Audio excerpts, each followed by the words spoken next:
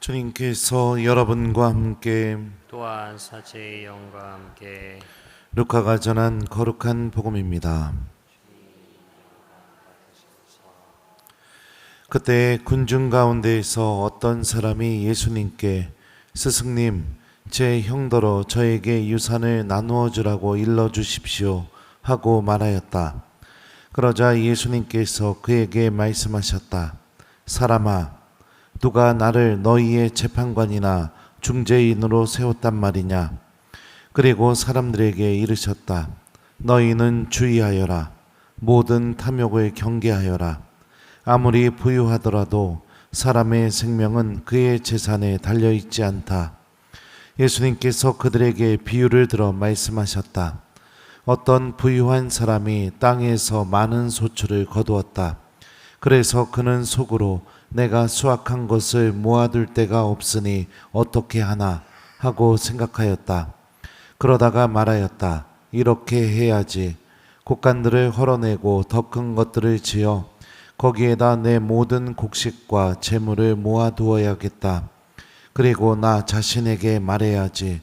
자, 내가 여러 해 동안 쓸 많은 재산을 쌓아두었으니 쉬면서 먹고 마시며 즐겨라.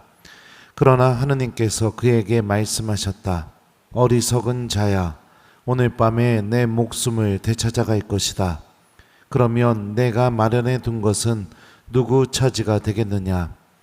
자신을 위해서는 재화를 모으면서 하느님 앞에서는 부유하지 못한 사람이 바로 이러하다. 주님의 말씀입니다. 그리스도님 참여합니다. 오소서 성령님. 자신을 위해서는 재화를 모으면서 하느님 앞에서는 부유하지 못한 사람이 바로 이러하다. 안녕하세요. 오늘 복음을 보면 예수님께서 이렇게 말씀하셔요. 너희는 주의하여라. 모든 탐욕을 경계하여라.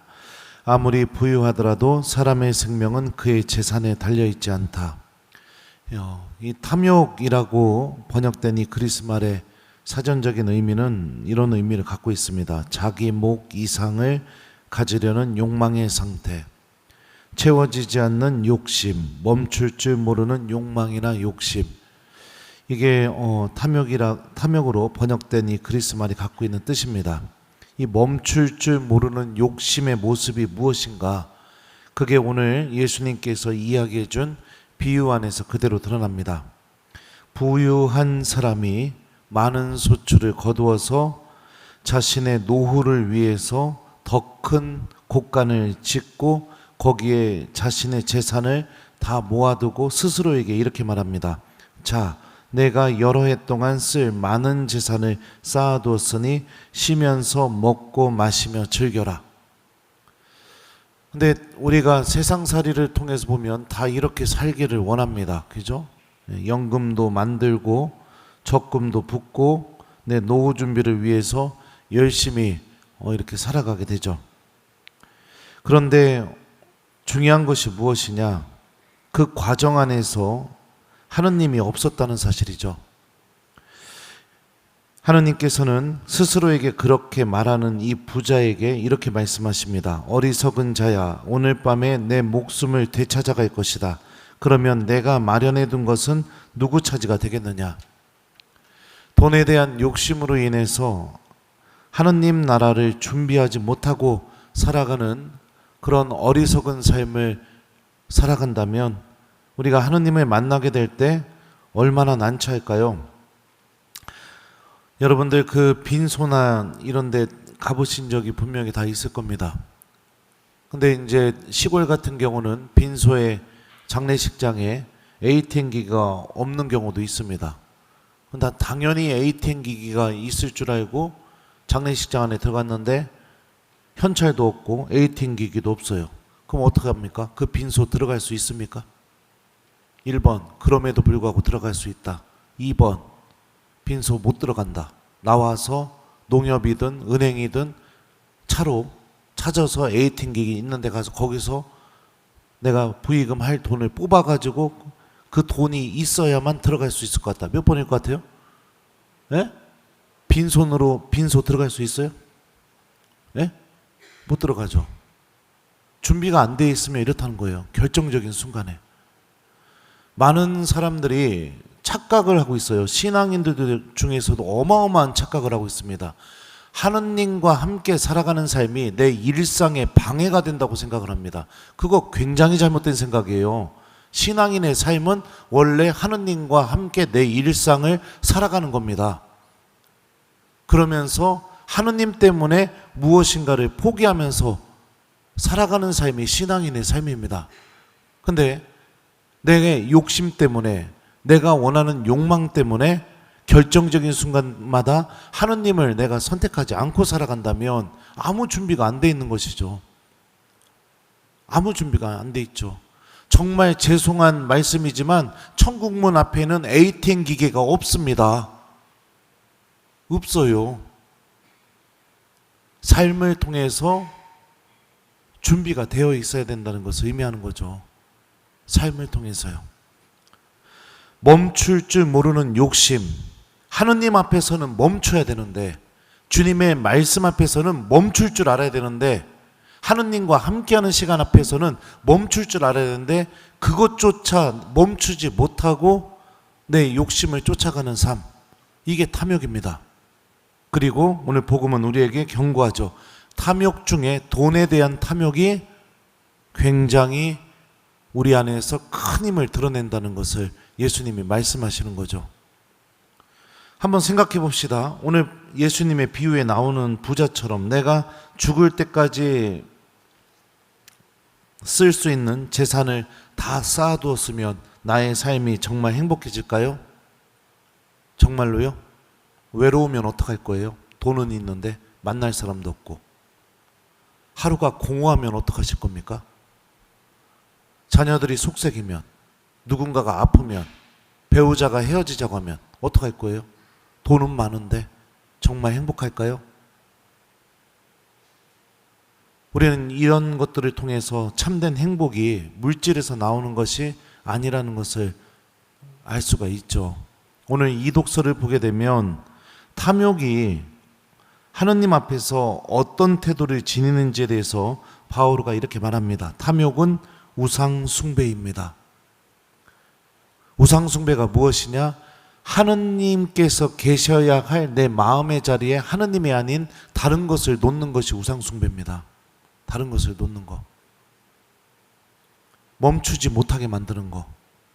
가장 소중한 관계까지, 가장 내가 끝까지 지켜야 될 것까지 외면하게 만들고 다음으로 미루게 만드는 거. 그게 우상 숭배예요. 그게 우상인 거죠. 오늘날 많은 우상 숭배가 성행합니다. 돈에 대한 우상 숭배, 또 뭐 정치적인 입장에 따라서 또 우상 숭배하죠. 막 의견이 다르면은 신앙생활도 안 해버립니다. 기분 나빠가지고. 또 자녀라는 우상 숭배. 내 자녀를 위해서는 뭐든지 다 합니다. 하느님도 거기에 개입해서는 안 돼요. 내 욕심이 내 자녀에게 다 투영되는 겁니다. 또 뭐 여러 가지 우상 숭배가 있겠죠. 취미라는 우상 숭배. 또 뭐 어떤 죄를 막 주님처럼 모시면서 막 그걸 계속 반복하면서 살아가는 그런 우상 숭배. 뭐 술에 대한 우상 숭배. 뭐 게임, 뭐 여러 가지 우상 숭배들이 성행하게 되죠. 왜 이런 일이 벌어지느냐? 멈출 줄 아는 마음의 힘을 잃어버렸기 때문에 그렇습니다. 그 욕심이 인도하는 것만 바라보면서 끝까지 달리게 됩니다. 일독서를 보게 되면 코엘렛은 이렇게 말합니다. 허무로다 허무. 코엘렛이 말한다. 허무로다 허무. 모든 것이 허무로다. 세상의 모든 지식과 지혜를 다 소유했다 하더라도, 내가 원하는 삶의 조건을 다 갖추었다 하더라도 하느님이 함께 하시지 않았고 내가 그 안에서 하느님을 선택한 순간들이 없었다면 모든 것은 허무일 뿐이죠. 왜요? 나도 결국에는 죽어서 하느님을 만나게 될 사람이기 때문에 그렇습니다. 가끔 냉담자들의 죽음 때문에 장례식장을 가는 경우들이 종종 있습니다. 근데 참 신기한 게 뭐냐면, 부모가 재산을 많이 갖고 있다가 돌아가시게 되게 되면 형제들이 좋은 직장도 갖고 있고 삶의 조건도 좋음에도 불구하고 철천지 원수가 되는 경우들이 굉장히 많습니다. 아빠가 왜 이 땅을 오빠한테 줬을까? 나한테 분명히 준다고 했었는데, 죽기 전에. 근데 나중에 봤더니 오빠가 그 땅을 가져가 버렸어요. 아빠가 왜 이 아파트를 누나한테 줬을까? 분명히 나한테 준다고 얘기했었는데. 이러면서 재물 때문에 가족들끼리 의가 상하고 서로 정말로 마음에서 지워지지 않는 상처가 되는 말과 행동을 하게 되게 되고, 그러면서 다 그냥 뿔뿔이 흩어지고 더 이상 가족들이 모이지 않는 그런 가족들도 종종 봅니다. 우리는 하느님의 자녀들입니다. 믿음을 갖고 있는 사람들입니다. 여러분들 이 자리에 앉아 있다는 것은 영원한 생명이 있다는 것을 믿고 있기 때문에 여러분들의 믿음이 여러분들을 움직여서 이 자리에 오게 만든 겁니다. 바오로 사도가 이 독서에서 이렇게 말하죠. 여러분은 그리스도와 함께 다시 살아났으니 저 위에 있는 것을 추구하십시오. 위에 있는 것을 생각하고 땅에 있는 것은 생각하지 마십시오. 여러분은 이미 죽었고 여러분의 생명은 그리스도와 함께 하느님 안에 숨겨져 있기 때문입니다. 여러분의 생명이신 그리스도께서 나타나실 때 여러분도 그분과 함께 영광 속에 나타날 것입니다. 우리는 이 영광을 희망하면서 하느님 나라를 향해 걸어나가고 있는 하느님의 자녀들입니다. 모아두고 쌓아두고 멈추지 못하고 결정적인 순간마다 주님 다음에요. 이 정도는 하느님도 이해하실 겁니다. 아니 일상의 삶도 살아야 되는데 너무 신앙이 우선이 되는 거 아닙니까? 내가 항상 그런 사고방식 안에서 살아가고만 있다면, 항상 내 기준에서 합리화하고 신앙생활은 내가 할 수 있는 틀 안에서만 할 수 있다고 생각하고 그 이상의 것을 하느님께서 요구하신다면 투덜투덜대고 따르지도 않고 변화도 없다면 하느님 나라를 잘 준비하고 있다고는 볼 수 없는 거죠. 누차 말씀드려요. 천국문 앞에는 ATM 기기가 없어요. 참된 신앙은 하느님에 대한 믿음 때문에 내가 변화되는 삶입니다. 나의 사고방식, 행동, 삶의 습관, 가치 판단, 선택할 때의 기준, 이런 것들이 하느님 때문에 바뀌게 되는 게 이게 신앙생활이에요. 참된 노후가 뭘까요? 재산을 다 쌓아두고 하느님도 없어도 충분히 행복할 수 있는 상황을 만들어 놓고 자녀들 또한 하느님을 잃어버리고 그 재산을 바라보면서 그냥 그 부를 누리면서 살아가는 게 정말 참된 행복한 노후일까요? 세상은 그럴 수 있습니다. 근데 우리에게는 아닙니다. 누차 말씀드렸죠. 노년에 접어들수록 복음이 나의 삶 안에서 열매를 맺어나가는 그런 삶으로 향해 가야겠죠. 노년에 접어들수록 기도하는 시간이 늘어나야겠죠. 노년에 접어들수록 주님께서 내 형제들 가운데 가장 작은 이에게 나에게 준 것이다, 이 말씀으로 나를 만날 때 심판한다고 하셨으니 내가 소유한 것 모아두고 쌓아두는 것이 아니라 내가 하느님의 심판에서 구원받을 수 있게 사용해야겠죠. 나눠주고 베풀고 사랑을 실천하고, 이게 천국을 준비하는 노년의 삶이겠죠. 제단에 예물을 드리기 전에 너에게 원한 품은 형제가 생각나거든 그 예물을 제단 앞에 놓아두고 가서 물러가 그 형제와 화해하여라. 주님께서 이렇게 말씀하셨으니 노년에 접어들수록 가족들과 화해하고 용서를 청하고 내가 그렇게 살아가야겠죠. 내 고집만 부리고 원망하고 남 탓하고 돈만 좋아하고 기도도 사라지고 하느님 없이 무엇인가를 이룬 거에 대해서 기뻐하고, 그런다면 우리는 거짓된 탐욕 안에서 왜곡된 잘못된 하느님과의 관계 안에서 나만 혼자 착각하면서 살아가는 그럼 불행한 신앙인이 될 수 있습니다. 멈춰야 됩니다. 하느님과 무엇을 놓고 고민하는 그 순간에 멈출 줄 아셔야 됩니다. 멈추고 하느님을 선택해야 됩니다. 탐욕은 멈출 수 없는 욕심이 탐욕입니다.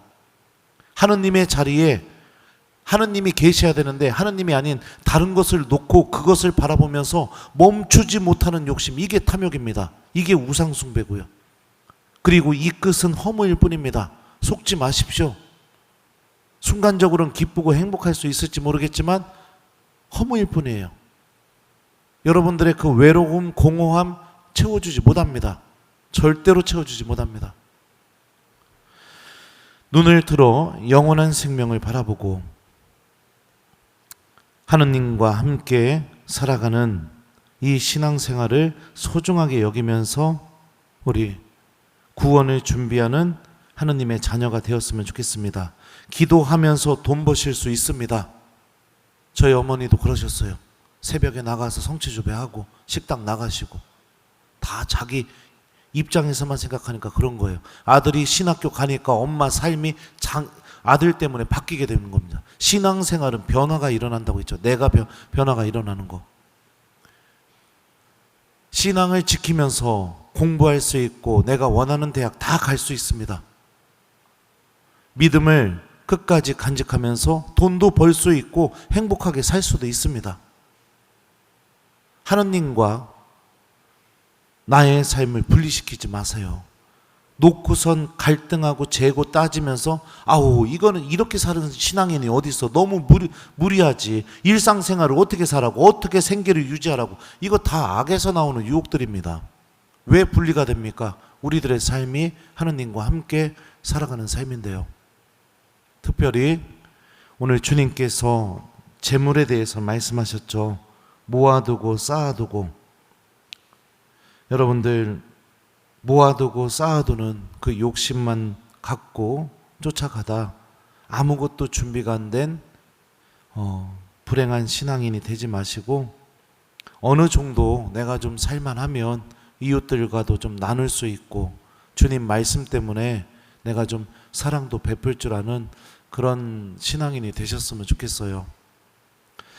이번 한 주 동안 우리 탐욕에 지배당하지 않고 하느님을 좀 먼저 선택하고 특히 돈의 힘에 내가 잠식당하지 않고 복음의 힘에 내가 잠식당하는 그런 한 주가 되었으면 좋겠습니다.